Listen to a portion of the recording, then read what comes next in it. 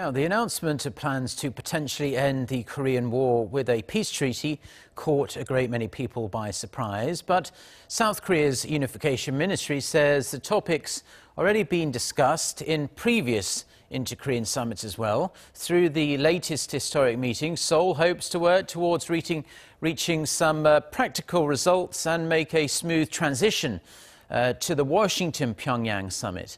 Jung-hee with the details. Are South and North Korea seeking to formally end the Korean War and settle on a peace treaty to replace the armistice agreement? That's what U.S. President Donald Trump's comment at Mar-a-Lago ahead of his talks with Japanese Prime Minister Shinzo Abe on Tuesday seemed to suggest. People don't realize the Korean War has not ended. It's going on right now, and they are discussing an end to the war. So, subject to a deal, they would certainly have my blessing, and they do have my blessing to discuss that. Seoul's presidential office echoed Trump's remark on Wednesday and said it's seeking to reach to a peace treaty with the North at next Friday's summit talks.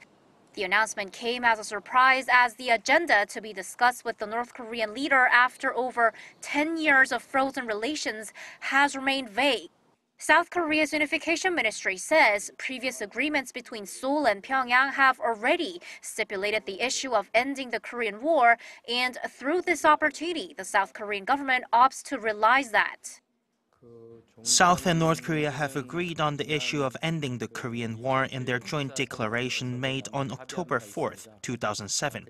The declaration stipulates that the two Koreas end the current armistice status and see eye to eye in building a permanent peace. And the 3 or 4 parties directly involved meet on the Korean peninsula to cooperate on declaring the end of the war. Through this historic summit, the South Korean government hopes to reach to some practical results. The Unification Ministry says it'll minimize ceremonial events for the upcoming summit and focus on enabling a frank and comprehensive discussion between the two leaders. High-level or working-level talks could be held afterwards for further arrangements. Close coordination and communication with the U.S. will be continued for the inter-Korean summit to smoothly lead to the Washington-Pyongyang summit and achieve positive results. Jung-hee, Arirang News.